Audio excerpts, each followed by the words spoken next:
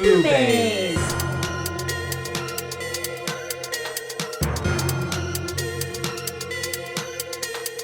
BooBaes.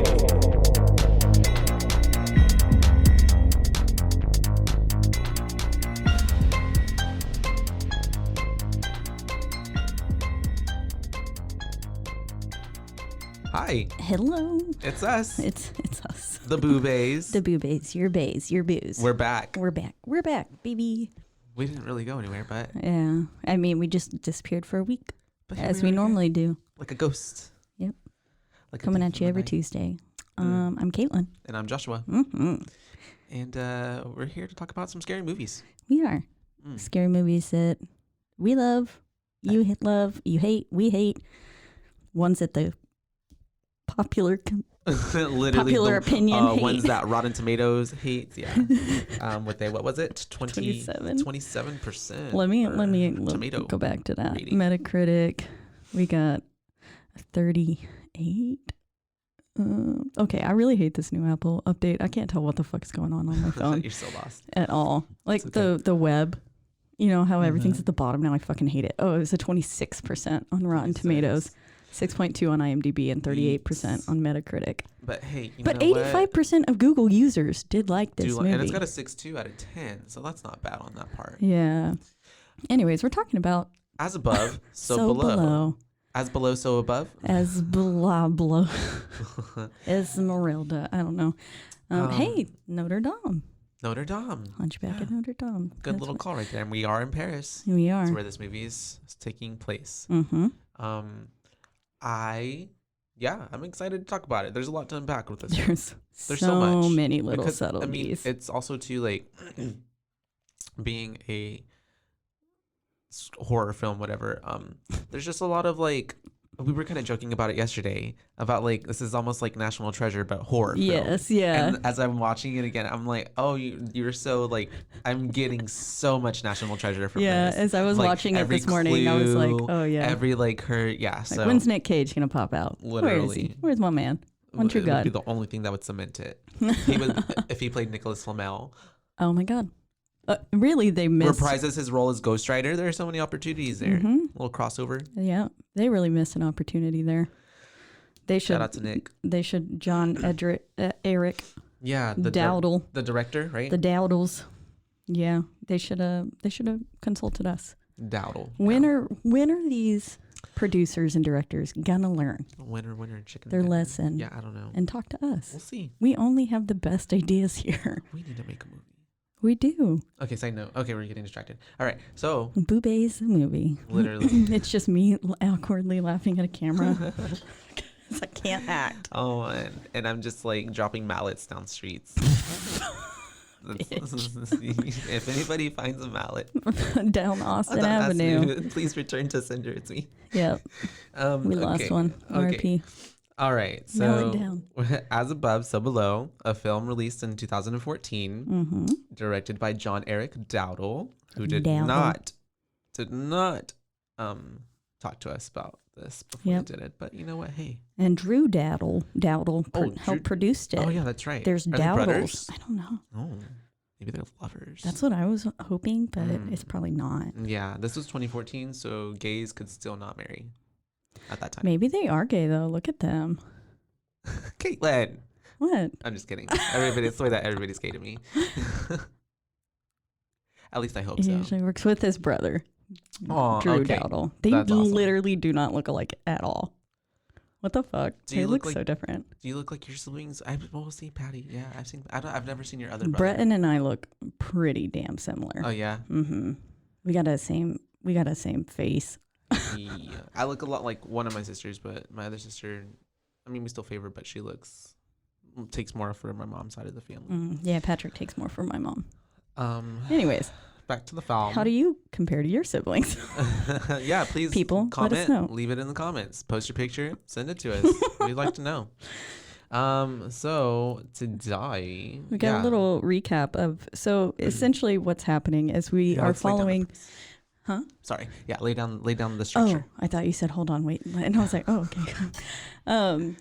Essentially we're following archaeologist Scarlett Marlowe, who is played by Perdita Weeks. I like that name. Perdita. Perdita. Yeah, you say it better.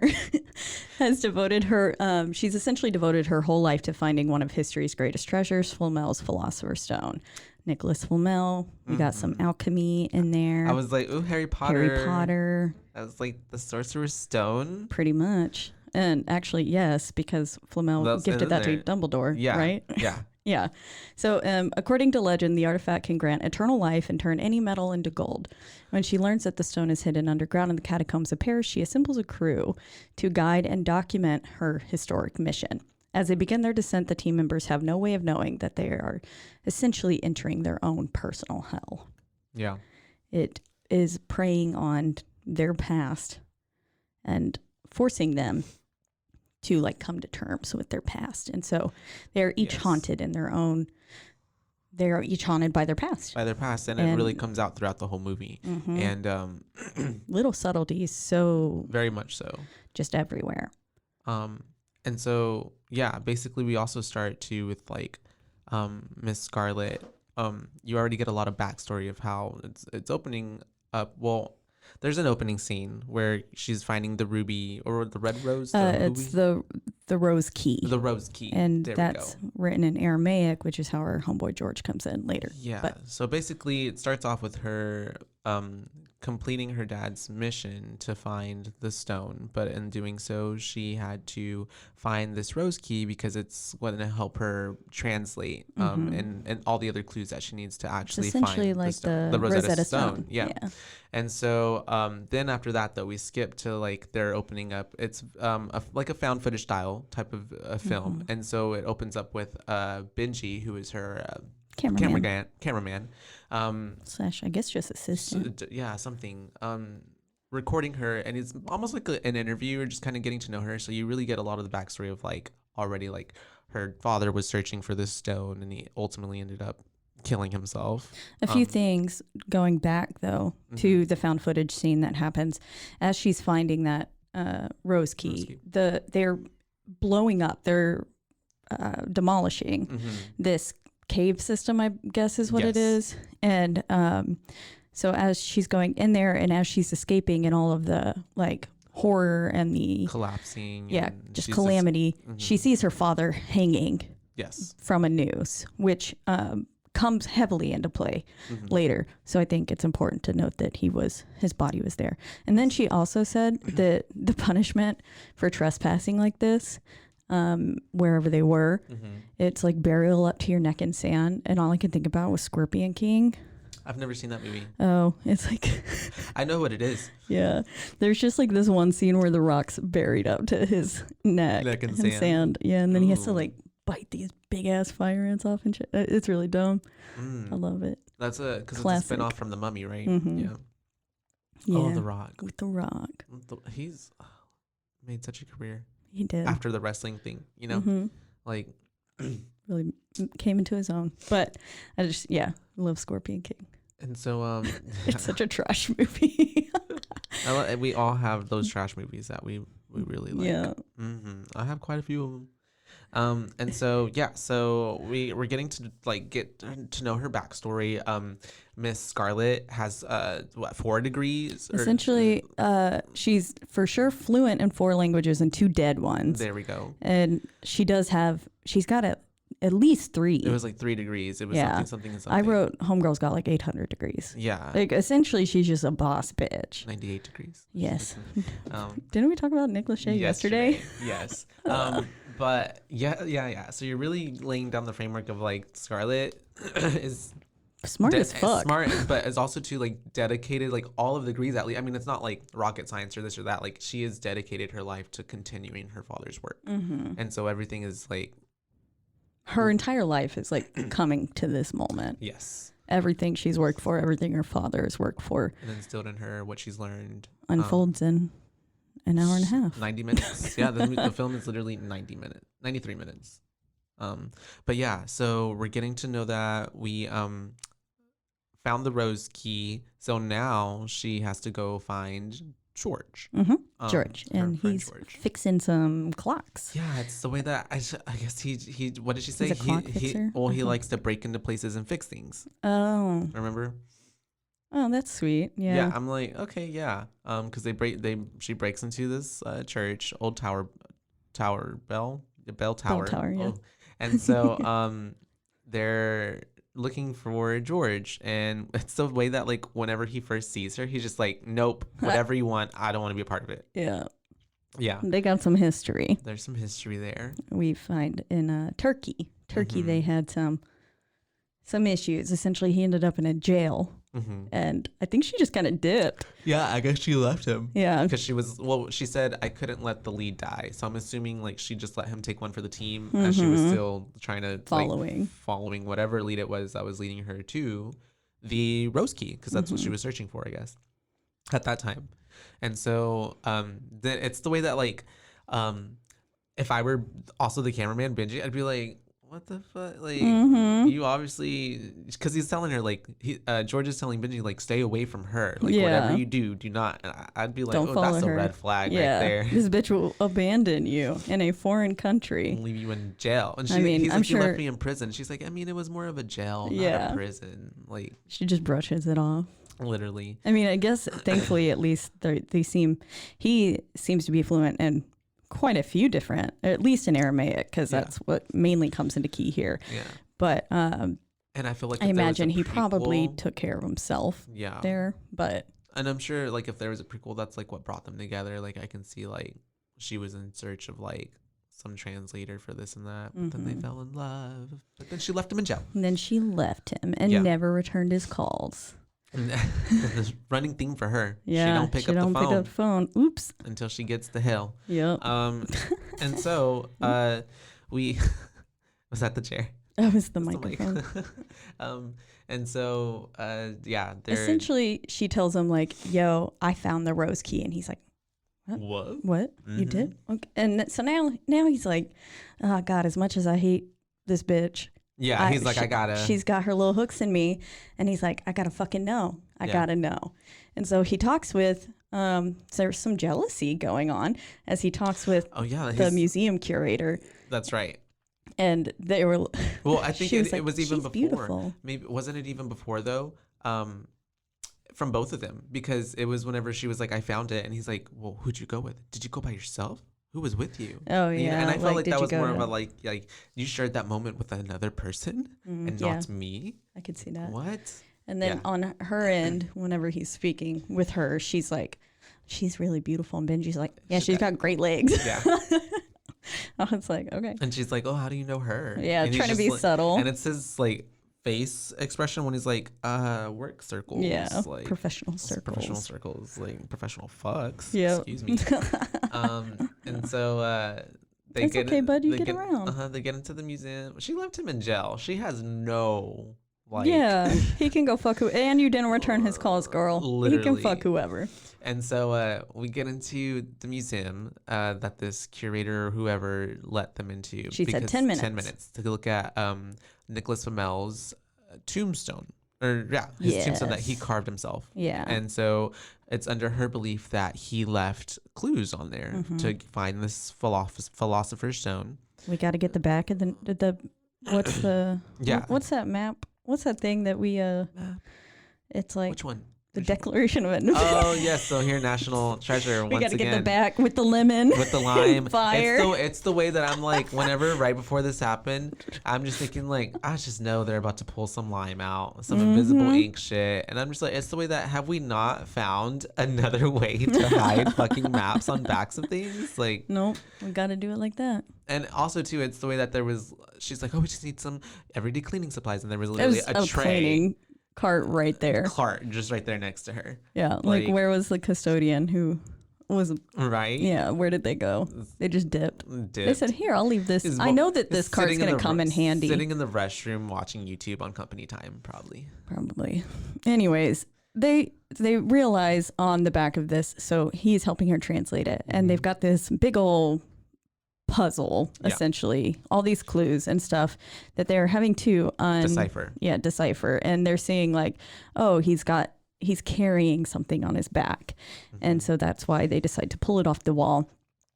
And back of it. At one point, George goes, like, once the actual fire lights up and shit, he's like, okay, that's cool. Not go to jail, cool. but that's really fucking cool. Yeah. You can see that he's like, okay, shit, I know this is illegal, but damn, like, yeah, you're right. Because it's like, oh man, you were right. And yeah. then he, just as much as she does, I think it's more, I mean, she has obviously like her dad behind it. That's her thing. But he seems to like really also love like the thrill of like that kind of shit.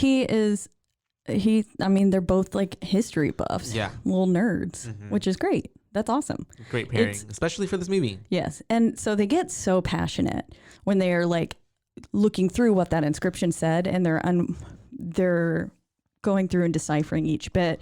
And I don't have everything on there, but the "what is lost shall be regained" is, I think, kind of the biggest takeaway from that. The theme that kind of runs throughout everything. Yeah. Yes. Because, I mean, again, their past really comes to bite them in the ass. To haunt them. And they get it again. So.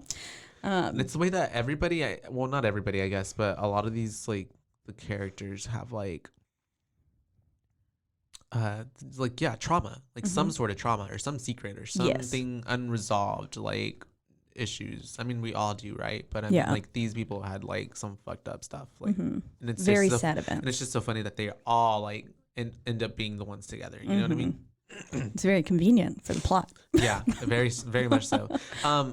Yeah. So we're getting to them now. Looking at the back of the thing, they found out like more clues. They're realizing they need to go underground. That's right. They realize that they need to go to the catacombs. And so that's when they go on a tour. And they have all these maps and stuff that they're putting over. And she's thinking that she needs to go, what is it, 147? Yeah. Or 740 feet below ground. Because apparently the devil's number is 740 something. 741, I think. And so she was like, so half of that, 300 and something 65.5 is like where the stone will be. So they have to go below into the earth. And then that's when Benji's like, how the hell are we going to do that? Yeah. And they're thinking it's below Flamel's grave. And when they put the map of the catacombs over where Flamel was supposed to have been buried, they realized that, oh, fuck, that doesn't line up. But then there were 3 major collapses that happened. Shout out to George for knowing this part of history. Yes, that happened. And essentially now I don't know if this is actually true, but for the plot of the movie, it's great. Essentially, the city kind of swallowed up. Yeah. Which I feel like kind of comes back into play with the car scene later. Oh, yeah. But the city swallows up and just goes buries. Into the ground, like a sinkhole. Yeah. But like buried. Yeah. And that's when Benji goes, well, how could... And one, like the third one happened pretty close to Flamel's grave. And then he's like, how could it collapse if it's supposed to be solid ground? But obviously there's a hidden chamber underneath. And that's what they come to the conclusion of. And so now they're like, well, we got to get down there. And so they do go on the tour. Yeah, they go on the little tour of the catacombs. I was about to say the cataracts and the catacombs. And there's 6 million corpses down there. Yeah, that also in itself, bodies. like I know of the catacombs, but like I wish I knew the actual, like, do you know, like, why there are so many bodies down there? Or they just exhumed that many dead people from graves and yeah, cemeteries. they said they were stinky. Yeah, so they exhumed them and they put them underground. Yeah. But that's also, like, it's so crazy to me. Like, there's just so many bodies. I just imagine that during some sort of war or plague or something, there were just so many, like, and probably mass graves. I don't know. Yeah, I'm gonna have to brush up my history on that. It actually is super intriguing to me. Yeah. And excuse me, I want to go. Yes. I would really like to go. I would 110% go. If I ever go to France, Paris, because it's under Paris, right? Yeah, I would definitely love to go. Over like 200 like caves, like cave system. Yeah, it's pretty fucking cool. Like, although the entire idea of caves are terrifying, really, because it's so dangerous. Yeah. No, I mean, they don't bother me. I will 110% still go into them. I want to go cave diving. It is a scary thought to think about, you know? Like, because, like, I mean, as Suxi is saying later on, you know, pretty much if any of these little things go wrong, you're dead. And it's very minor things, but it's like you are dead. Yeah, if your batteries go out on your light, if you don't have any water or food, I mean, obviously you're kind of fucked. The thought of, like, being underground, where it's so fucking dark and having no light. It's very claustrophobic. Yeah, and like you're just lost forever then. Like, that's it. Like, lights out, you're dead. Just waste away. Literally. I don't know, unless Ratma gets you. All hell Ratma. But yeah, so they go through there. She borderline knows more than this fucking tour guide, saying all the fun like little things about it, about what the wall says and all that. And then they're like, we need to get through. And then there's just conveniently this weird ass fucking man sitting there going, you need to find Papillon. Like, go find Papillon. I don't know what that accent was. I'm sorry. I liked it. I really liked it. I'm stuck on my House of Gaga. The Gucci. House of Gucci. House of Gaga. Gucci. Father, son. House of Gucci. We'll also be covering that horror movie. Yep. What a horror. But essentially they're told they need to find Papillon. And but also too, so this guy who appears out of nowhere tells them they need to find Papillon. And then the tour guide comes back and is like, please rejoin the group. And then they look back and he's gone. So it's like already we're starting with they're being led down there. They're literally being like called and herded down there throughout the entire film. That's very true. What happens. And so that's the start of it. Yeah. And so after this, we go on the search for Papillon. We flash to some fun France nightclubs. Yes, which I was like taking the vibes. That looked, I mean, I was like, okay. And I also feel like kind of every not every found footage, but I feel like that's a very kind of almost standard scene now for a lot of found footage. Yeah. Like we were just kind of walking through it. Or like strobe lights, dark lights kind of thing. People just like, y'all can't see what I'm doing, but I'm dancing. Yeah. I liked it. It was a cool scene though. But this is where we first get weird ghost girl. Yeah. I don't know. That Benji sees. I just thought maybe she was like a weird model at first, and then she just kept popping up. And it's the way that she also just like she makes eye contact with that camera. She's just every like time looking at you in your soul. She is like, bitch, I'm gonna kill you. Ratma literally got to her. Yeah. She's spreading the word. She has a little baby or something later. And so we get inside and we go through the club and she finds Papillon, who is chilling with his girlfriend Suxi. Was that Suxi there? She was there next to him. So oh, okay. So, I didn't realize who that was. Whenever Scarlett is like, we were told that you could get us into the catacombs and show us around. He's like, do I look like a tour guide? She's like, do I look like a tourist? She's literally, bitch, for real. She pulls out the map. This is what I'm looking for. So she's essentially tells him like, we know of like a chamber that nobody has ever been to. And there's treasure. There's treasure there. And that really intrigues Papillon. And then he's like, can I have it? And half of it. I can have, please. Can I have half of it? And money, please. And she's like, you can have all of it. But I love the way that George comes. He's like, he's just like, no, you can have half. Half is fine. Half is fine. Half is fine. We're going to at least get some of this for ourselves. For real. She's like, I just want the information, which I just want the truth. Yeah. Literally the last words of the movie. And so I guess essentially he agrees. Yeah. And we cut to the next day. I don't know why I wrote this, but I was like, George is like so very clearly in love with Scarlett. Oh, yeah. He is obsessed with her. It's the way that... Just any part, he's even just like... Yeah, and even like in this beginning part where it's like, he keeps obviously saying, I'm not going to go down there. I'm not going to, but like is literally... But he keeps going. The entire... And I'm just like, oh my God, this boy. Yes, you are, sir. What's this happening? Curiosity got the best of you. Definitely. He wants to know, and he ain't about to leave her alone. He's like, oh, fuck, I got her back again. Right? I can't go leaving her alone. Breaking my heart. Essentially, then we get to the van scene where we meet the rest of the crew. So we get an official introduction to Suxi, and then Zed. And Zed's not dead. Yep. And Papillon and them are rapping. Yeah, some beatboxing. And then he gives his De Niro impression. Yeah. So it's just kind of like... They're just shooting the shit. Yeah, they're having fun. It kind of humanizes them. That's what I was thinking too. As like they're trying to give you like something to like care about these characters, I guess. Yeah. Like, oh, he's a little funnier. He's cute. Look how adorable. Yeah. And then Suxi is letting us know like pretty much about all the complications. She's saying like, you know, if your batteries go out and you don't have light, you're dead.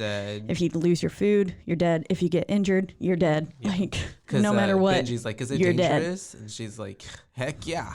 Is it dangerous? Yes, it's dangerous.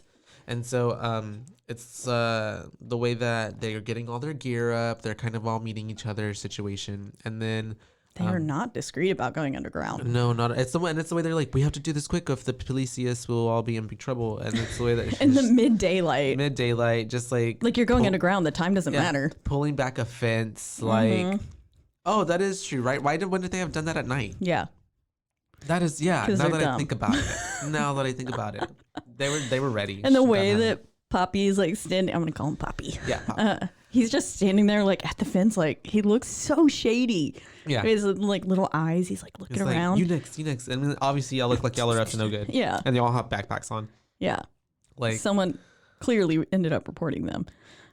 So they get to the catacombs, the entrance at least, and so they're all putting on like their little light headbands, and we have oh wait, not yet.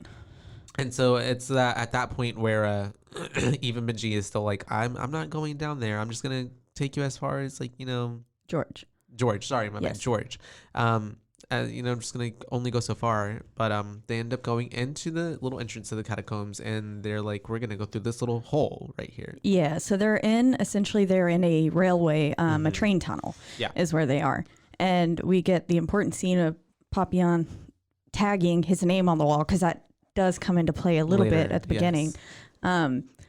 And Benji's now also installed cameras on some of their headlamps, which is very helpful for the angles in the film. Get other perspectives. Yeah, get a little bit of first person POV.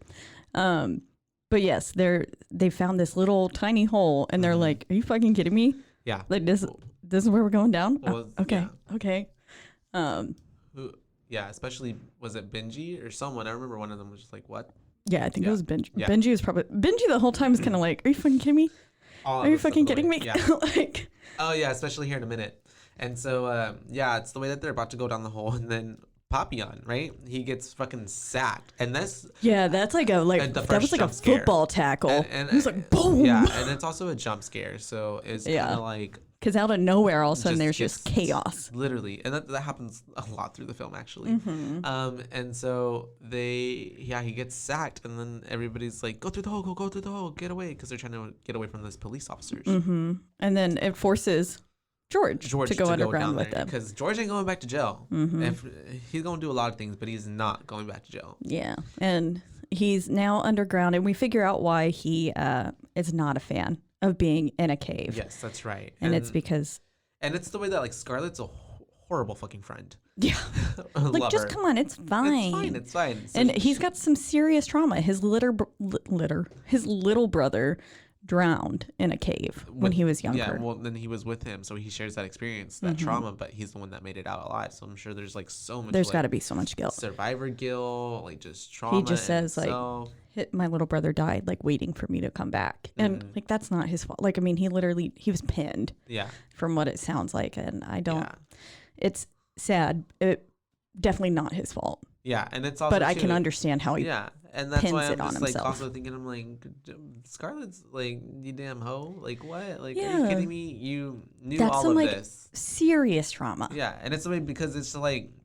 She knew this, and then because Benji's like, wait, why is he like, why did I say something wrong? Yeah, because he was like, you really don't like caves, man, do you? Yeah, and then that's whenever she tells Benji, and it's the way that she delivers it, like, just so nonchalantly. Okay, you didn't know. You didn't know. It's fine. His little brother died though. It's okay. That's like casual. It's okay. If it's not someone directly in relation to her, she doesn't seem to actually care. Yeah. Like when Suxi dies. Oh yeah. Spoiler alert. Spoiler alert, you guys. And so, we get.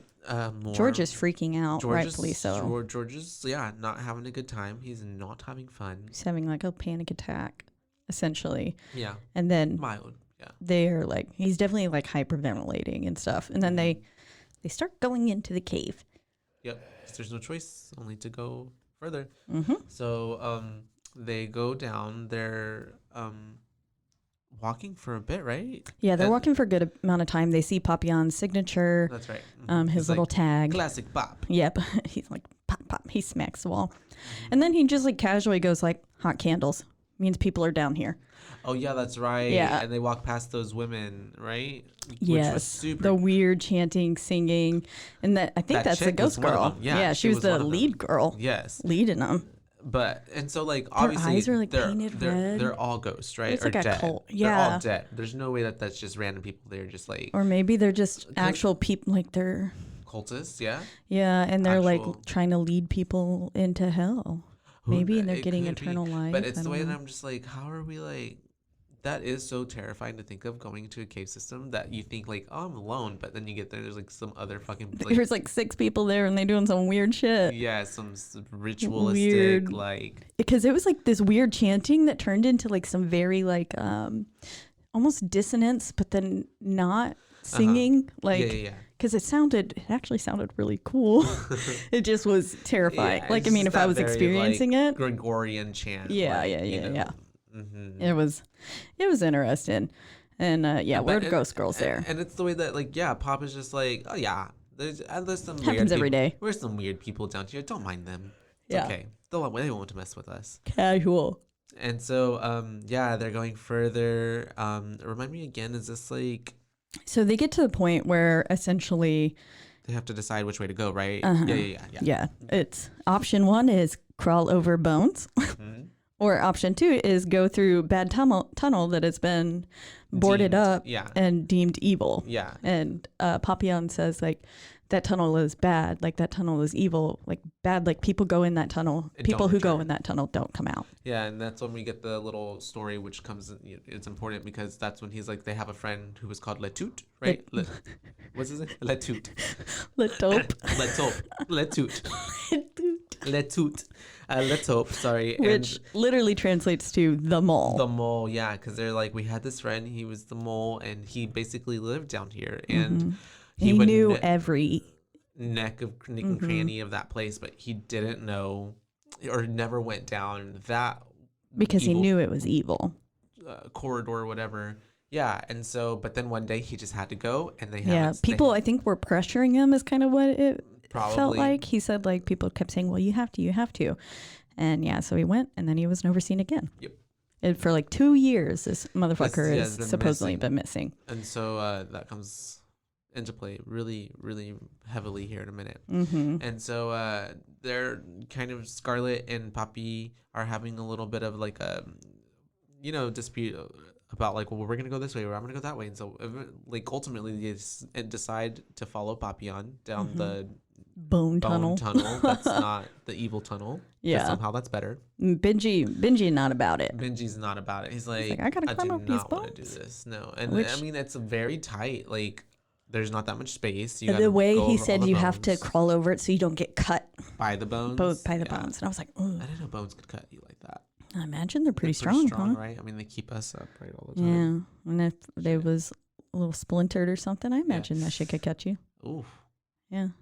I don't know. Shank I mean, don't people use like bones as that's knives? Right, knives, right? Yeah. Yeah. You're right. So I guess it could easily cut you. I guess I never think about that. I guess I also don't ever Why don't really you think about bone knives I all the don't- time? I don't also think about crawling over bones. Ah, I think yeah. that's the more thing. And you would think like, because I mean that's an actual knife, so it's like sculpted to be sharp or whatever. sharpened.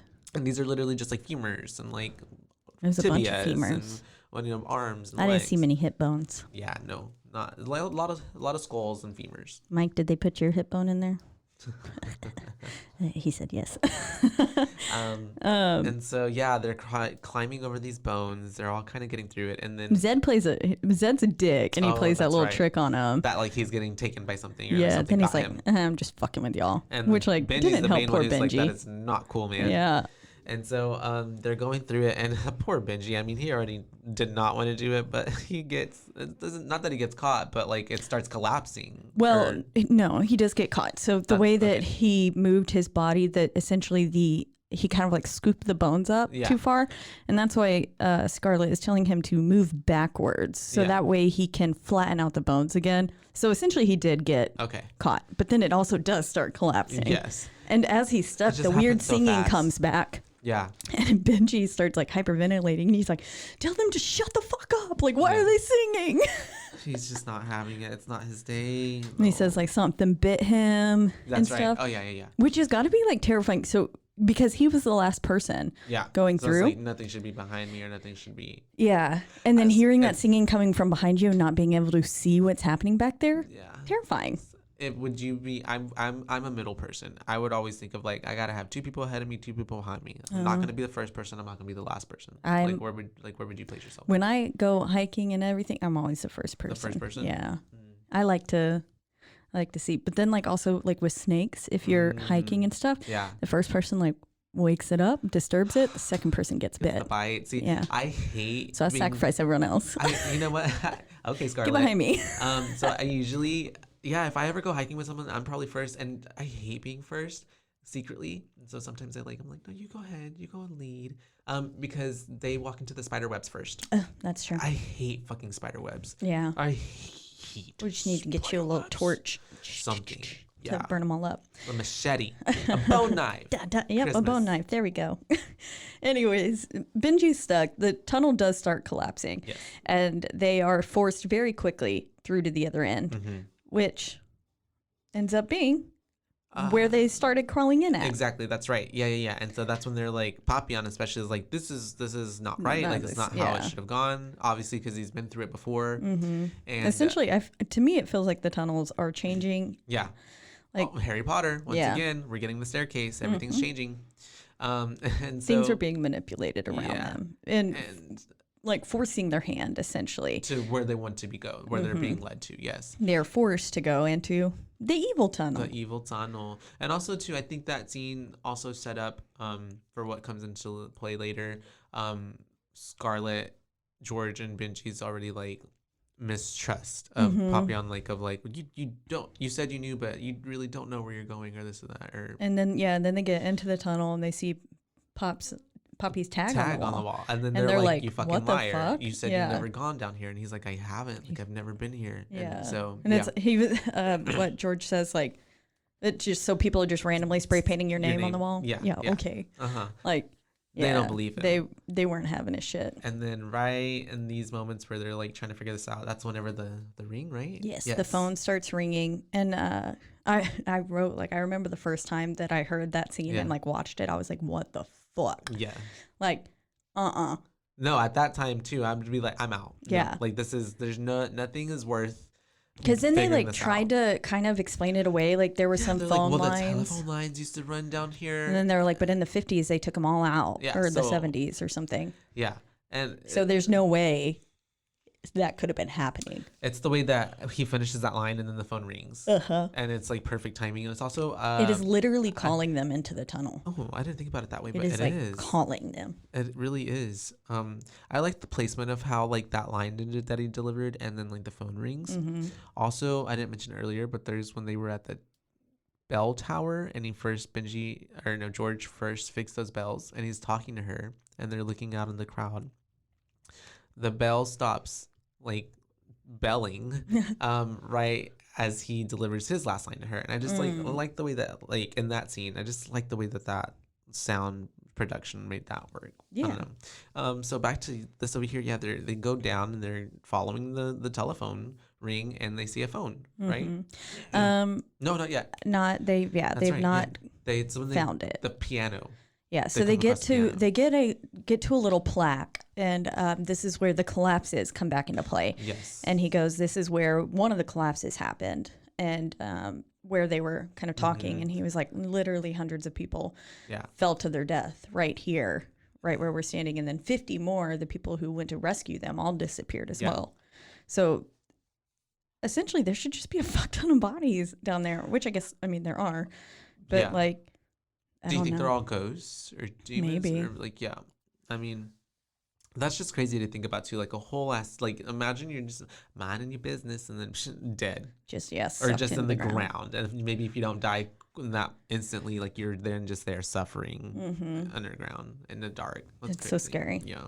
But yes, then they find the piano and they were like, how'd they get a piano down here? And then someone was like, maybe it fell in the collapse. And I was like, there's no way that it would still be intact. Yeah. Like that's the only thing perfectly placed up against the wall. Like, no. It's the way that it's the same with the telephone wires. Like, there's no rationalizing this, you guys. This is some like... This is just weird. Shit. And so it's the way that George is the one that's called to the piano, and he's like, we had the same exact piano. When I was a little kid, when me and Danny used to play this song. My Bonnie lies over the ocean. That's such a weird name for a song. Oh, Did you know? Do you know yes, that song? I know that song. What is it? It's like a Scottish song, and we had to sing it a lot in choir. Oh, that's interesting. Stuff. It's like my Bonnie lies over the ocean, my Bonnie lies over the sea.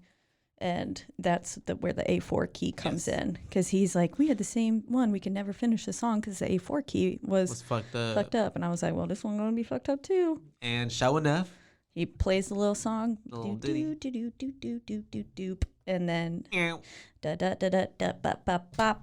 The C is out, and he's like, and then he's kind of like, what the fuck's going on? Yeah.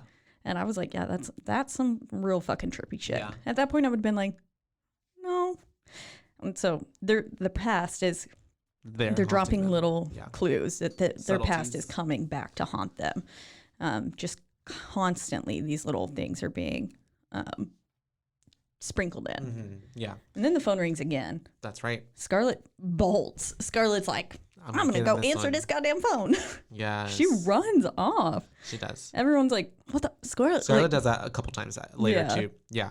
And so. No regard for anyone else. Gets to, or even her own life. Yes. I mean, gets to the telephone. Mm-hmm. She found the phone. It's a little red, like, old time phone, like that has like, the cord and everything. And a little, did it have one of those dial? I think it was a dial. Yeah. Those little spinny dials. They're so cool. They are. Why are they so cool to me? I don't know. They're cute. I don't know. Yeah. I don't know how to even use one.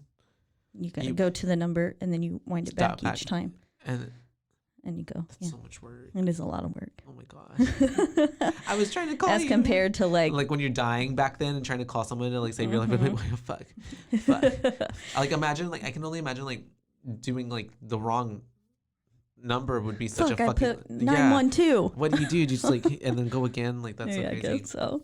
And so yeah, she finds it. She picks up and there's a voice on the other end and saying essentially, why won't you talk to me, Scarlett? Why won't you talk to me? And at this point, you can kind of infer that it's her father, but I don't know if you would, because at first you don't really realize that hanging person was her dad. Because that's something that we know after the fact now of watching the film. Yeah. So you are like, like what? This is definitely a film that I'm trying to remember how I felt when I first watched that. Watched twice. Because I watched it in 2014 the first time, and I'm trying to remember like how, because now going into it, I mean I already knew what I knew, so I'm like, oh, that's obviously her dad's voice, but yeah, I don't.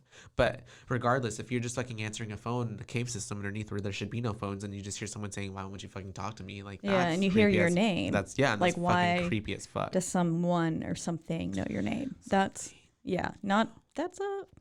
it would be unsettling. Red phone, red flag. All red. Scarlett. Her fucking name is Scarlett. Yep. And that also comes into play with the stone being red and her being the stone. And then her being covered in blood later? Mm-hmm.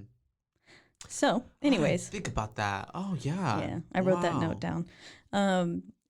But Latoot comes back. Latoot pops up out of nowhere. And they were like. It's how creepy he looks when he's like right there behind the rock. And he's like, you should not be here. Yeah. He looks like a mole. Yeah.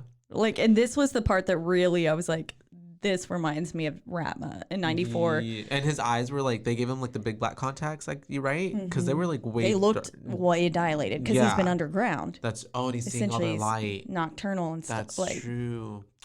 Like those little cute marsupials that have the big eyes and they're like. Yeah. That was him. A mole. He was a mole, yeah. And so which is not a marsupial, sorry. They were saying like like they're shocked to see him, right? Like he's still alive, what the fuck? And then Papillon's like, you've been down here like for whatever, and then he's saying they shouldn't be here, and then he's saying for 2 years y'all never searched for me. For 2 years no one came. And it's like, oh shit. Yeah. So maybe that's a little bit of their past coming back too. Yeah, I feel that. Do you feel like maybe it's also maybe even more of Souxies? Because I mean, we're that, kind of thing. Yeah. So they essentially start following Latoot because obviously homeboy's been down here, and he's like, y'all are trying to get out, right? Yeah, I'll he show you the way. And only way out is down, he going says. down. And which makes sense, but also too, it's the way that I'm like, why the fuck would y'all listen to following this? the guy who never got out?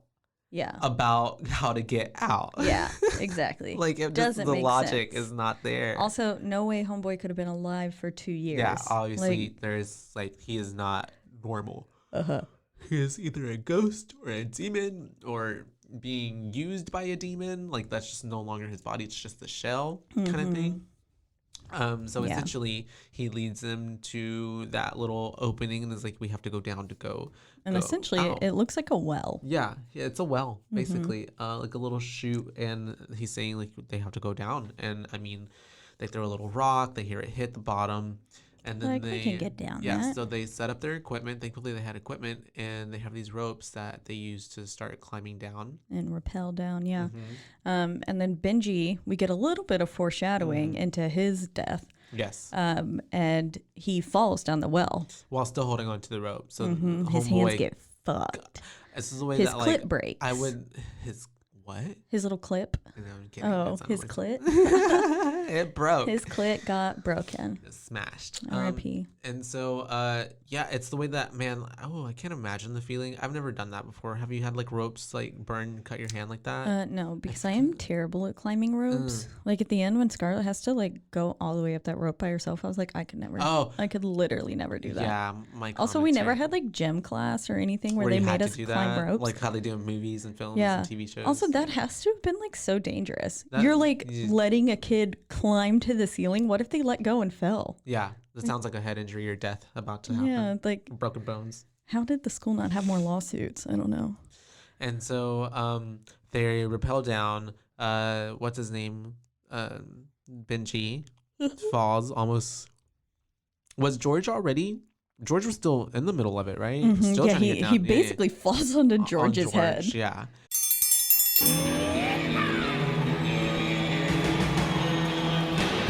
Hi, I'm Hank. You might remember me from a show called King of the Hill. Check out a King of the Hill rewatch podcast. These boys ain't right, but they are funny. Find the podcast anywhere you get your podcasts or at roguemedianetwork.com. I tell you what.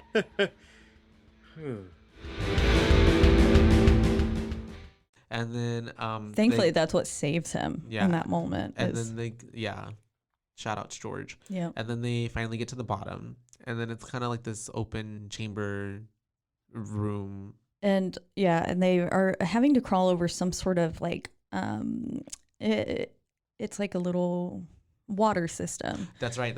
I don't know what. There's like a. I couldn't. Was this the part where they stopped hearing, right? Yes. Yes. So it gets all muffled. It sounds essentially like they're all underwater. It's kind of and the it's vibe the way that they're me. all looking at each other because they all feel it, hear it, not hear it. They're like, I can't hear you, you know? And the movie too does good of like making the sounds that are happening right now sound underwater and muffled. And then it's very inaudible. And then we get chaos. Yeah, there's this like weird ear-shattering kind of rumbling / alarm that all of a sudden goes off, and it forces them to run. Deeper into the cave is essentially what's happening. But while that's all happening too, they see the little boy, right? We get a little glimpse of a little boy, some little ghost boy, who you can assume is George's brother. So, do you know what I thought? Because George's brother was the one that later on we see him come into play, but I didn't think that was George's brother. I think that's Zed's kid. Oh, maybe. Yeah. Okay. Yeah. Yeah, I always thought it was George's brother. Just because, but who knows? Yeah, I don't know. I'm not a doubtle. They just saw, they see a little boy though, and then Lataupe, like, they go, what the hell was that? And he's like, not what was that, but who? Why is that? Yeah. And why it's is Gamora? Ooh. And so that's pretty unsettling. But they are now into this room in which the puzzle comes back into play, the original one, where it says a winged vulture leads your way. Yes. And they find... And this was very, fucking national treasure. Yes. Yeah. So they find this inscription on the wall, which has the winged vulture, and they do some other things. There's a Ptolemaic hinge, and AKA the way she was describing it at first, I was like, that just sounds like a fucking booby trap. Yeah. But it was a way that in Egypt they would hide the tombs, yes, of their pharaohs. Yeah. And so that way, if you knew and were like smart enough, I guess, and knew like you were supposed to be in there, you could gain access. But if you weren't, so that way any wrong move would kill you. Yeah. It would cover you in rubble. Because like what pharaohs used to bury themselves with their treasures and stuff and all their riches, so people would want to go steal. Yeah. And I really enjoy the amount of like the history and stuff like that's like all the when they're like Copernicus and talking about the solar system and which parts had been discovered and like at that point in time the sun and the moon were considered planets but the earth wasn't. And that's right. They were like at this point only 6 had been discovered, and then after everything it's 7. You get all these like tidbits of information. And 7 is the amount that 7 they need to pull the 7th stone in order to make this Ptolemaic hinge. And that's what they do. Yep. Pull the stone out, and then and I don't know how accurate any of that information is, but right. I was a fan of it. I was like, sold. Yeah. I believe you. And then the little tomb, they have a little tomb open. I was like, Jesus in here. That's something. literally what I thought of, because it was like the circle thing that. And it just rolls Easter, away. You know, you hear every Easter. And you put Jesus in that little hole. I put stone rolled away like Jesus or some shit. Yeah, literally. That was my thought as well. And then we get into it. Yeah. And there is Nicholas Flamel's body and laying on a slab.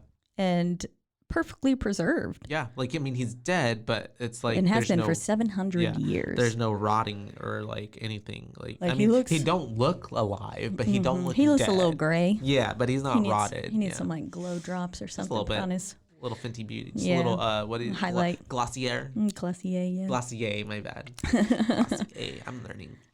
But they see, so not only is Flamel there, they also see the word vitriol, which is essentially meaning the as above, so below. It's the like that's alchemy the alchemist, kind of saying word. I don't know. Yeah. Like saying of alchemy. I don't know. And then it essentially goes to the as above, so below. As I see the world, it is how I perceive it, which comes back into play later. Yes. But this is where Benji again is like, because she's like the darkest light or the brightest light and darkest day. Yes. Or something like that. That's the clue. And so she asked everybody to turn off their lights. Their headlamps. And Benji's like, I didn't turn on my headlamp. There's a dead body right here. Like, he's like, no, are you fucking crazy? And then 2.5 seconds later, everybody's lights are off. Yes. And then they see a little glowing light coming from, which is what is basically like a little water.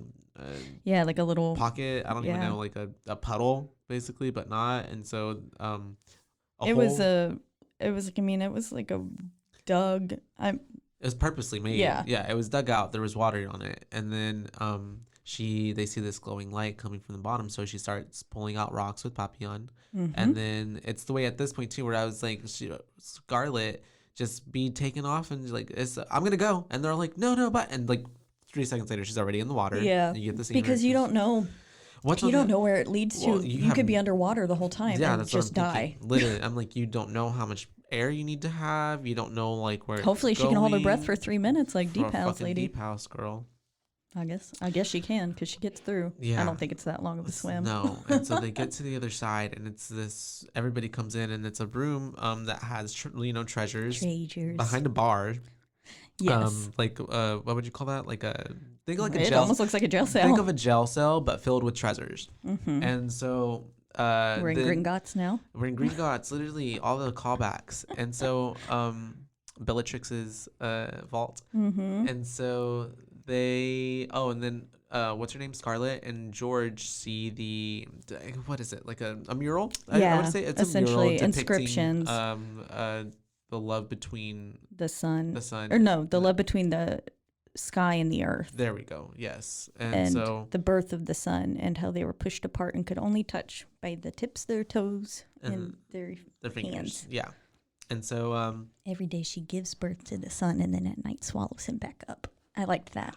I thought that was real poetic, beautiful. beautiful. And so she's deciphering all of this and that, and then they see the stone, right, and the mural, and so she takes it out. It's the son being swallowed back up. Yeah, takes the stone out, and then at the same time, Papillon and I guess Zed, they're trying to break into their treasure. Yeah, they're trying to get the treasure, so they're breaking like the metal bars, like the thing that clearly says "stay out." Yeah, and so because it's there for a reason, and so. And too late, she realizes the treasures are a trap. Yeah, literally, because she's like, it's a trap. And then as soon as they pull that shit down, the whole room starts collapsing. Yeah. Whatsoever. Yeah. And they are so covered in rubble. That's where everybody's just freaking out, trying to like make sure everyone's okay. And then we see that Suxi they have to pull her out of the rocks because she's got buried by them a little bit. And she's got this gnarly cut on her arm. And at this point, they've lost all their packs in the mix, too. So they were like, do you have any first aid? And so they are now without first aid, no food, no batteries. And I put essentially everything Suxi had warned them about in the beginning. And I was like, also known as they're going to die. And it's funny because they were missing all that. But then at the beginning, she also said, and if you're injured, you die. And she was the one that was injured. Yep. Yeah.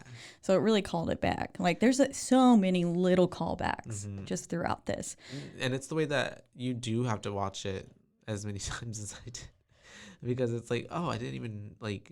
Yeah. If you're not paying attention, like for a split second, you could have missed something that. So you lose that becomes rather important in the film. Yeah. Or you're just going to be like, what the fuck is going on? Like, and so, which I like. Still were kind of. Yeah. Yeah. What were you going to say you liked? Oh, I like movies that make you have to think. Yeah. And so. Like, I don't want just some mindless. I mean, sometimes I do, but like, I enjoy ones that really, like, you have to get into the movie. You have to use your brain. You have to, like, solve something that's going on. But then, so they say that the stone has all these powers. Healing powers, whatever. So essentially, Scarlet just takes a little bit of the stone and like sprinkles it like Salt Bae. Like the Salt Bae, onto under her little wound, and then it heals. Yeah, and then that's when they're all like, "Whoa, like what the heck?" Which I would be too. I mean, someone's arm just like magically heals in front of me. I mean, because that motherfucker was like borderline. Yeah. Like, I'm sure you could see the bone. And so that gets healed, and now they are. What happens at this point? They're looking for a back door. That's right. They were like, there's no way. They would have built this with a trap and then still not had a way out. Mm-hmm. Yeah. And this is where I put roll credits, because we find the image of, I'm assuming it's Flamel depicted. He looks like fucking Merlin or some shit. Yeah. Maybe it's Dumbledore. And it could be both of them. But this is where we get it is essentially the inscription, meaning as above, so below. And then she goes through saying all the different things. And this is where the, as I believe the world to be, so it is, comes really into play. And she says it right there. And they see this door carved on the ceiling. There was some sort of inscription that means door, and they were like, but why would they put that there? And then they put two and two together that, like as above, so below. Yeah. And then there's a door below them on the floor. Yeah. Floor door. And it's like, they gotta, who Poppy is like, we can't go down. Like, we are at the base of the caves. And she's like, bet, bitch. So she just starts whacking at it. Yeah. And then all the water starts going through. So she's Which I'm like. And it's the way that she's like, if we were done, where's the water going? Yeah. Huh? Tell me about that, huh? Because I'm right. You're wrong. Yeah. And also, like, okay, what? I'm imagining it's got, you know, that real like flaky rock? Mm-hmm. That breaks apart when you touch it. Yeah, and it's got like the little silver specks in it and stuff. Yeah. I'm imagining it had to be made of that shit or something, because she just bangs on it a few times with the rock and it's away. Like, like a little eggshell or something. Not limestone. Yeah. Well, yeah. Well, limestone does break apart, doesn't it? I don't know. Cameron Park, I think that's all lime. And like when you like, it's like flagstone. And limestone is what the whole catacombs are made of. Yes. That's what it said, so. I guess, yeah, maybe it was. Anyways, I have no clue. We break through it, and we're not geographers. Yeah. Geographers, geography, geologists. Geologists, yes. They descend. So I was like, they have to descend further. And then they get to a fun little inscription on yeah. And she's like, yo, can you read this? Conveniently, George can read it. Right. All ye who enter here. Abandon all hope, ye who enter here. There we go. Which is known as the inscription over the gates of hell. And then she kind of goes in and she's like on her stomach, and then she looks back at him and she goes, and they should be made to crawl on their bellies to enter the kingdom of darkness. And George is like, yeah, that occurred to me too. Yeah.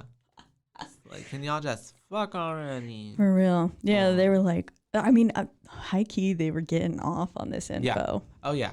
Most definitely. I mean, it is really fucking cool. And so they start crawling. And Poppy's like, I'm not going in there. You fucking kidding me? The gates of hell? And then he goes in there. Literally. That's everybody. You don't really have a choice. At this point. Because it's either just do something to try to get out or just sit there and die.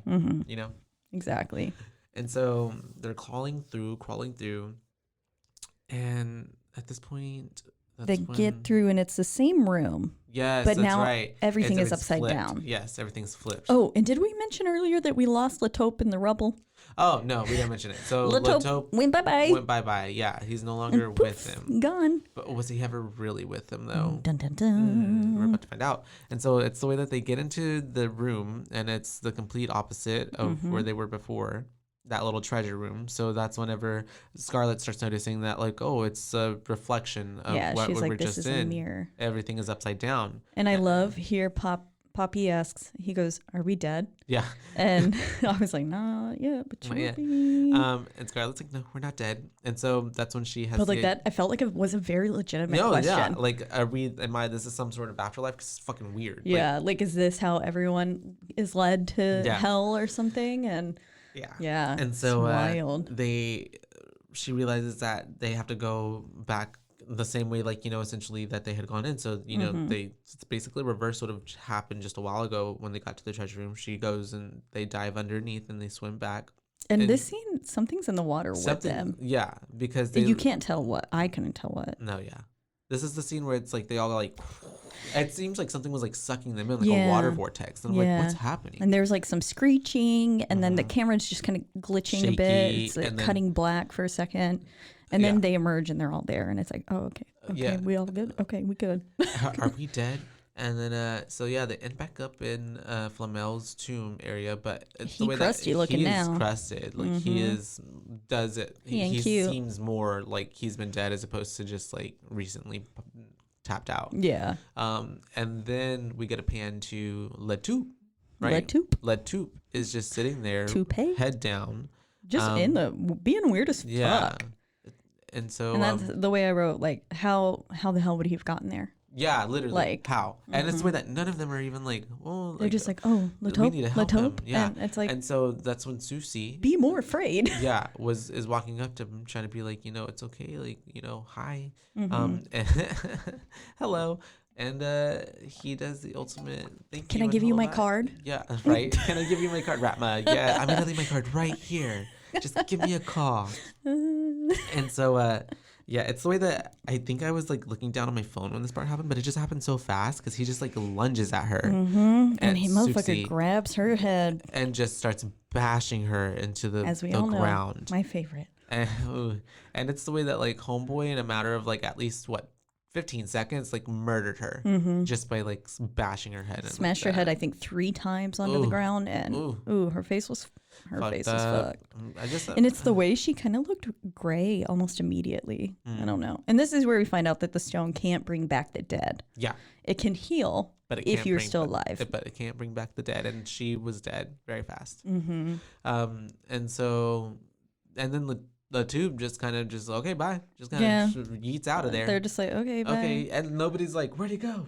What's up? Like, it's just kind of like, she's dead now, so we got to move on. Yeah. I'd be like, no. Which is, again, because like, this is why I said she doesn't seem to care if it's not someone, because like, Poppy is obviously clearly upset, and so is Zed. Yeah. And she's like, we have to go, which is true. Like, yes, there isn't anything you can do, but when Benji dies, it's a whole she's different... a fucking mess. Oh my god, yes. And it's like, and then they're telling her, we have to go, and it's like... the way that like, because I guess that she feels like, because I got the sense of like, you're right, because she didn't really care when Susie died. And then she was just like, I'm so sorry. Yeah, like, right. But I'm sorry for your loss. Bitch, you knew her too. But then, you like, witnessed her get murdered. They are here because of you. And I feel like she had that thought in her head for Benji, but not for her. But I'm like, it's the same thing. She's there because of you. And I feel like she felt like killed these people. Yeah, you brought them down here. Okay, Heather. And they're dead. Yeah, for real. I'm so sorry. I've killed all of them. Yes. And so they climb back through the Jesus hole, essentially. And as she emerges and they get into that room with the weird pillar where the Ptolemaic hinge originally was, she sees a noose hanging. Yeah. Just briefly, she goes away from it and pans back and it's gone. And so we're getting another callback for her father. Like, okay, clearly this hanging person means something to her. They're really... And at this point, you don't know still, so you're just like, huh. But you put it together because it's like, well, you know that he killed himself. Yeah, we know that he went crazy in search of, which, like, at this point, she's going a little bit crazy too. Like, I mean, I would be if I was stuck in literal hell. They are in hell. And so they keep going deeper and deeper because they get back to the well. Yes. Again, they get back to the well. And she gets down and she hears someone yelling Scarlet. And they were like, is that Benji? And they were like, no. Yeah. And then we cut to Benji up top. And he's the last to go. Mm-hmm. And not working out in his favor. No. I would not want to be the last person at all. And that was the same Ghost Girl, right? Yes. Yeah. So Ghost Girl is back again. He hears a baby cry too. Yes. Here's a baby cry, and then that's whenever he essentially just gets pushed, right? Yeah, she kind of picked him up and threw him into it. Shows her face. She has the baby in her hands. Yeah. She has a baby in her hands, and this is like one of I feel like the most major jump scares, aside from maybe the stone people. Yeah. And it just like, she's just essentially like, boom. And then he fucking... Look at my baby, and he goes, ah! And it's the way that he falls, like, through this hole and, like, hits the floor, like, ooh. Homeboy, dead. That was his brain split open on that limestone. And that's whenever, like, we were talking about R.I.P. Benji. Scarlet. I'm about to call her Samantha. Miss Scarlet starts freaking out, because freaking Benji's dead. And she's like hysterical, freaking out. But it's also the way that I thought her crying sounded like laughing. It sounded like she was laughing too. She's like, I've killed you all. And so then everyone else is like, we gotta go, like, we gotta keep going, you gotta leave, like, because she's just like crying over his body essentially. And then we get back to climbing over the bones. Yes, again. That's right. So we're climbing back through those bones, and that's when we get little bro. Yeah. Little bro hiding under the bones. Under George the water. Rightly freaking out, and is like, wait, like, stop, move the bones. Like, we got to get to that's my little brother. That's Dave, or whatever the fuck his name was. And Danny. Yeah. Something with a D. It was Danny. And they're trying to get to him, and then Scarlet, calms it down and is like, this isn't real. This isn't real down here. Yeah. Like, this, he's not there. And at this point in time, like, the way that she looks, like, I guess with the tears and sweat on her face, and the way that George looks after that, they were just I thought the actors did a fantastic job. Like, they killed it, looking absolutely fucking terrified. Yeah. They looked horrified. Like, they're going through some fucking shit. Yeah, I was trying to find if they, like, actually made him do anything, like, kind of like the Blair Witch. I couldn't find any information like that. But anyways, they hear more screams, and it's prompting them to go further. To me, I thought the scream sounded like Benji as he was falling down the well. Okay. But I think it's Poppy's brother. Okay. I'm assuming it was his brother in that burning car. I don't know. I'm not sure. Or maybe just a kid. A friend or something. Yeah, killed his friend, and that's where the burn on his hand comes into play. Earlier, and then what was it? Benji had asked way earlier, like, so why is what's up with that burn? How did Pop get it? And that's whenever Zed's like, oh, we do not talk about that. Yeah, we don't ask him. Don't ask. And but we round the corner to this just spectacle of a car on complete fire, burning, with a person sitting in the back seat, looking just like he kind of makes eye contact. Turns to the right. And Poppy is yelling. He's like, it's not my fault. It's not my fault. Yeah. And then he starts getting sucked towards the vehicle. That was funny. Yeah. Oh, pretty funny. It looked like he was on like a fucking treadmill or something. Yeah. And it was like moving him towards it. But whenever the guy grabs him, that was creepy. Yeah. Scary as fuck. I was fire, like, just pulling him into it. Mm-hmm. And then he falls and gets sucked into. We get that weird. Yeah, it's such a weird CGI. Like the car just gets like shucked into the ground. Just like the city got completely sucked up and swallowed. And it gets put like upside down. And so. And just his little feet are sticking out. Yeah, so you literally just have Pop's feet just sticking out. Mm-hmm. So sad. And they're pretty much just like, well, I liked Pop. Can't do nothing. Yeah, I like Pop. He was kind of funny. Sad that he died, but also too, he didn't face whatever it maybe was his fault. And because he's like, it wasn't my fault. He's not accepting the truth. He's not like actually like dealing with that shit. Yeah, just, like dead. You met your demise. Yeah. Mm-hmm. And so they end up then after this, they're like, we gotta go again, because I mean obviously he just fucking died, and it's the way like you said, Scarlett has no like. She doesn't care. Mm-hmm. She didn't really care for him that much. And it's because Zed's like, we gotta go back. We gotta go back. And she's like, no, we can't. We have to leave. Yeah. And at this point, George is kind of like, okay, no, we really do.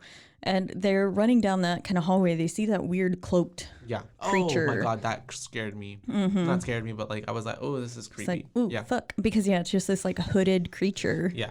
Humanoid, like walking past. And so they like run back and they go hide in that little alcove, I don't know. And then we get this nasty, the weekend turkey line is so gross. Like, what is it about like just being about to die that makes people confess their love? Right? Like, just fucking say it in person. Like, just say it in general. I don't know. Bite the bullet. He was like, the weekend turkey was the best week of my life. And she was like, mine too. And then Zed's just standing there like, awkwardly, what the fuck? Like, did y'all not just see that cloaked guy? Like, we got to go. We gotta get out of here. And then George gets fucking attacked by a stone person coming out of the wall, right? So I love the way that they just kind of like creep past the cloaked person, just like chilling in that chair. Yeah. Oh yeah, in that scene, and they're all just kind of like, yeah. And then they're like hiding up against the wall, and then that stands up. And I will say, those stone people scared the shit out of me the first time. Yeah, okay, gotcha. Because that initial scene with that like it's just like and it glitches. And then a lot of it too is like they're just like running past the camera, so you just see like really fast, like because their faces were like in the walls. It kind of reminds me in like the Chilling Adventures of Sabrina when she encounters herself in like the 3rd season. I don't know. Yeah, it got bad then, but yes, it kind of gave me those vibes as well. Because she's the Morningstar version of her. They're like, and there's like a stone, and they're in the stone, or something. Yes. Anyways, I remember now because she's challenging that other dude for the crown of hell. Yeah, Calcifer. Nope, that's Hell's Moving Castle. Calcifer. Anyways, they were really fucking scary, and it essentially looks at like it was just people painted in gray and like in a gray hoodie. Yeah, and low lighting. They were like, we're set and running around. But it did scare me the first time, and George gets a big old chunk of his neck just like fucking ripped out, and so they are like freaking out. They're dragging George on the floor. Teeth are bones, and they can cut you. That's true. They are dragging George like.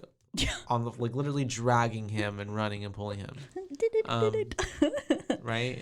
And she realizes the stone isn't working. She's trying to she's trying to use it, but it won't work again. And so that's when she's like putting it two and together, like what they read earlier. Well, it's the way that motherfucker's dying, and he's like, vitriol. Vitriol, yeah. And I was like, he says vitriol like he's got time to solve riddles while he's bleeding out. Trying. He's got to let her know, and because she wasn't thinking of it. And so that's whenever she's like figures out that this stone is like a trick stone, and she has to go. She has to rectify it. She has to rectify it, and just that word though. Oh my God, rectify! And she has to go put the stone back in order for her to get the actual real stone. And so it's the way that I'm thinking, this bitch is about to go literally. How is this girl gonna get all the way back when like essentially it took them so long? And this like, she's like, I'll be right back. A minute of the film is like just her going back. And then it's also too like there were certain things had collapsed, like certain doors like shut behind them. So it's like I'm thinking like, but it's a movie, so final girl's got to do it. So it's I love the way she face palms one of the stone people. It's the way that I'm thinking too. I'm like, where did this super strength now? She's got super strength because she knocks out one of the rock people, just like pushes them back, and then also she grabs her whole ass face and it's just like yeets it. And then after that too, she has to climb up the rope, and I'm just like, what? Like, where did I would never be able to. I'm like, this has got to be the most like adrenaline, like flight, like like mom's picking up cars because kind of thing. It's just like there's no logic, like what? So yeah, homegirl is doing everything she can to get she's back. Apparently like, I mean, she swims through the water that they swam through earlier is now blood. It's no longer just water. Oh yeah, she gets sucked into like there's these bloody hands coming out and they're pulling her in, and we get the beautiful scene. I love that scene because it also gives us like one of the thumbnails for the movie, like in different. It's like one of the kind of iconic scenes, I feel like, but the blood scene's so good. I like it, and it's so scary. Like, I mean, the whole her going back by herself thing, like having to encounter all that by yourself is like, oh, nope. So she finally gets back to the tomb, ¿verdad? And so at first she also encounters her dad hanging again. That's right. And yet again. It's this last time, and she right? she touches because he's got like a sack over his head, like a pillowcase. And she takes it off. And it's her. It's her, like, screaming at her. Yeah. But it happens very quick. And so. And then the floor is biting her. Yes, did you realize? there are, like, mouths little on people. the floor. Yeah. And then she dives back through the water from Flamel's grave into the treasure room. And, she's able to put back the stone. And then she's like, where's the new stone? And then it's like a mirror. And she's covered in blood. Her name's Scarlet. She's red, just like the stone is, the Philosopher's Stone is. And she's like, oh, like, bitch, you the stone. Yeah, she's the stone. Which also, too, it's just like, what? Okay. It's the way that they put that in, too, though. And I will say, I'm like, that doesn't give me, like, you're right, though. It's just, I mean, I think it goes back to you control your own destiny, and like the world is how you want it to be. But essentially, it's just saying, like, I mean, I guess because she has overcame all these things, that she's now given that. Yeah. And she's rectified herself, and so, but like, she's given this essentially superpower. I don't know. And so, yeah, I would say it's stone. superpower because she then is running to go find George or get back to the guys. And, somehow they're not dead. Yeah, and then this is the point where she does meet her father, right? Yes. So, well, first, she's running back. Yeah. And this is where we figure out she can kind of manipulate the world around her because she's running back over that blood trough thing and the little hands, and then she goes, as I see the world, so it is, kind of thing. And the hands retract, and then she comes up to her father, and she's like, I was like, bitch, do you got time to be hugging your dead dad right now? Literally, like she just hugs him, and she's like, it's crying. I'm so sorry I didn't answer. Pick up the phone. I didn't know you were in so much pain. And then he just disappears. Which calls us back to the beginning, and she gets to say sorry, and it rectified her wrong. Yeah. And a lot of her guilt. Yeah. And then she makes it back to George, and he's like, did you get the stone? And she's like, yeah, I got it. And she just like kisses him. That's right. She's like, la, la, la. And then he's better. Magic kiss. This Sleeping Beauty. Brought her back to life. Snow White. And so she's the stone, and that's when you realize that she's the fucking stone. Yeah. And it's just, and that for me, I was like, oh, okay, but that's whatever. Pretty cool. Yeah. At that point, I'm like, all this time for a fucking stone, and it was inside you the whole time. It was in you all along. Just believe in yourself. Literally. And so then, she saves fucking George. He comes to, and then they're like, we need to get out of here, right? And so they get to another hole, and it's the way that she's just like, to get out, we have to throw ourselves in. We have to rectify ourselves, and we have to jump. Yeah. So she then is like, George, like, what is it that you're holding on to about Danny? Like, why? And then that's when we learned that he had told his brother that he was going to come bring back help, but his brother died waiting for him to get that help. Yeah, so he just because he got lost. Yeah. And he was, again, not his fault. Yeah. But he held on to it. And then out of nowhere, because we got to give Zed something. Yeah. He's just like, well, I have a child that I deny. I don't know him and I don't claim him. I know he's mine, though. And at that point, I'm like, oh, okay. Like, that didn't seem very, like... as big of a deal. Yeah, like honestly, but okay.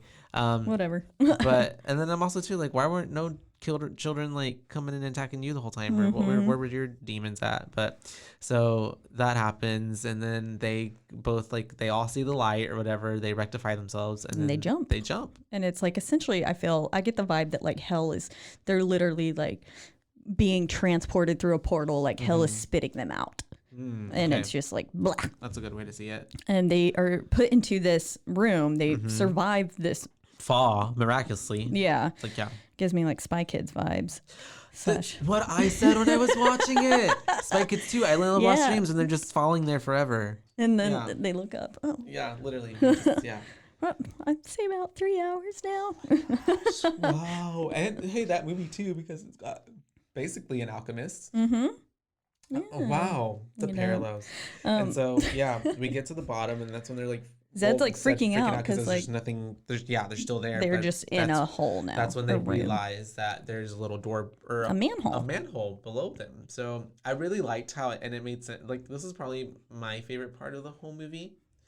I like the upside down scene. Yeah, they're like trying to pull the manhole, but they can't because obviously it's upside down.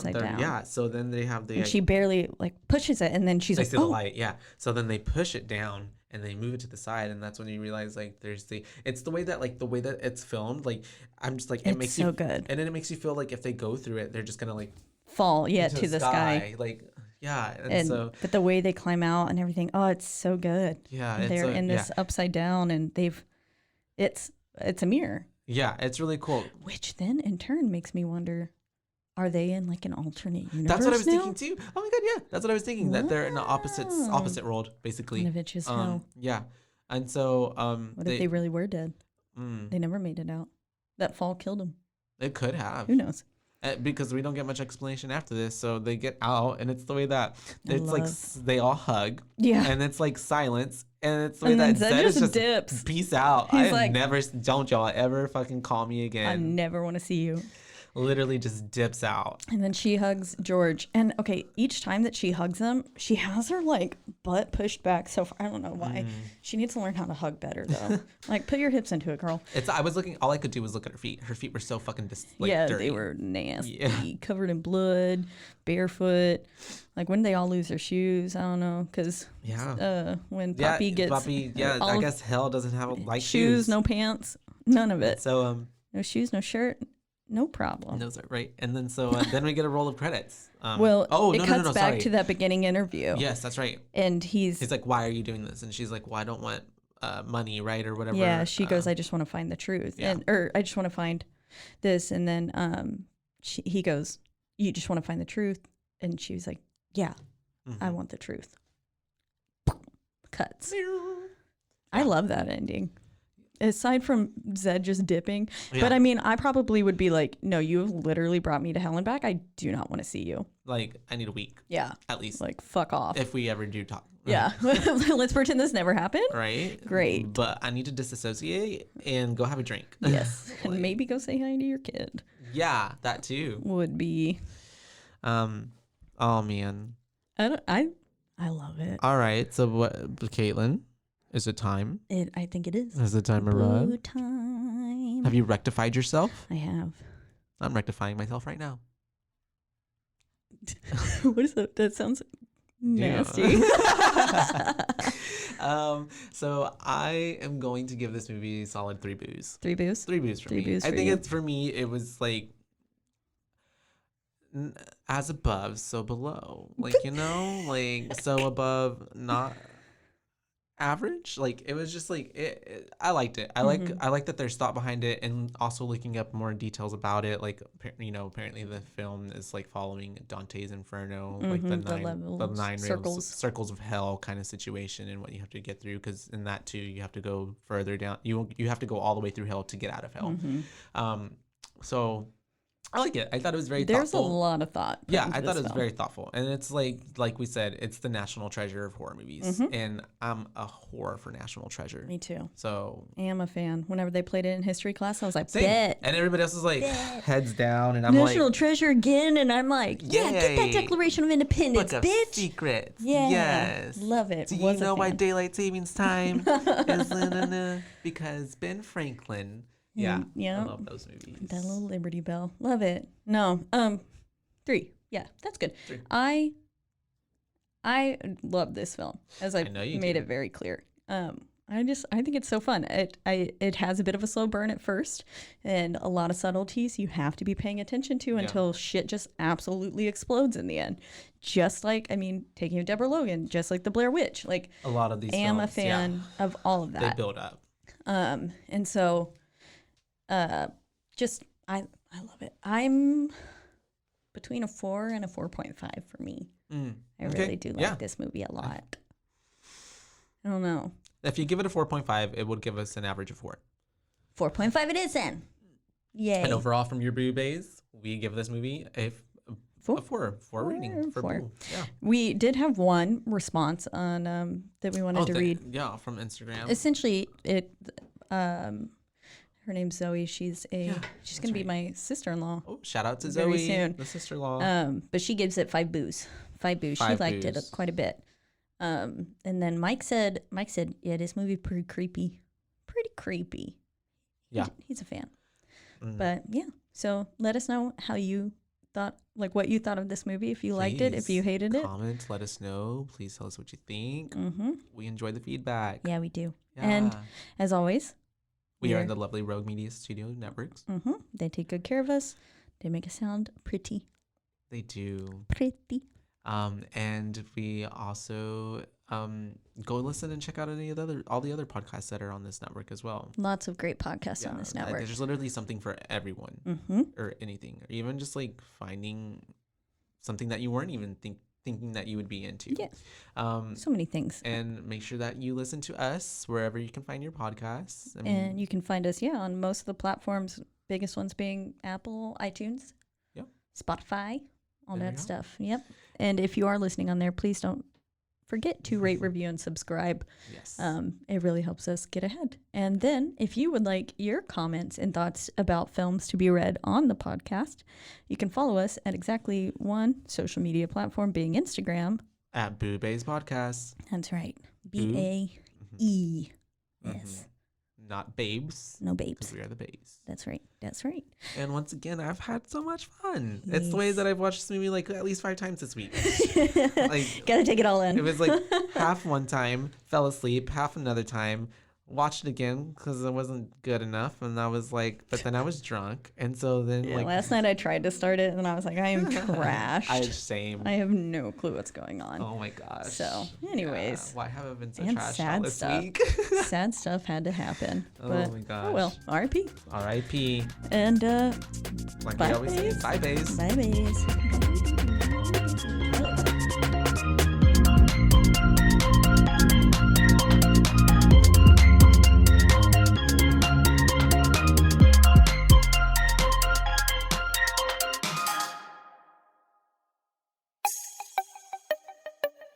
This has been a Rogue Media podcast.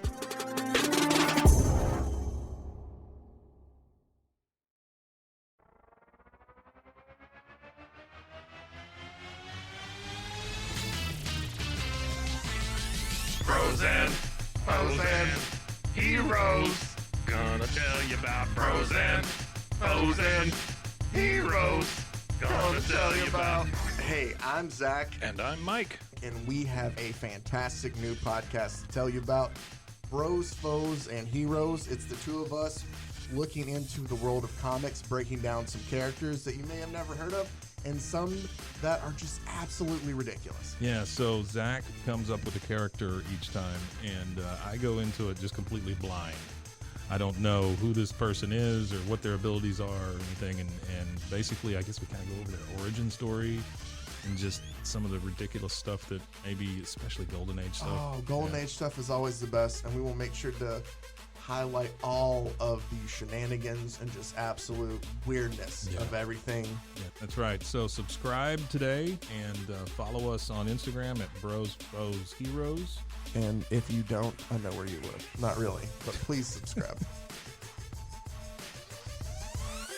Bros and foes and heroes. Gonna tell you about bros and foes and heroes. Gonna tell you about.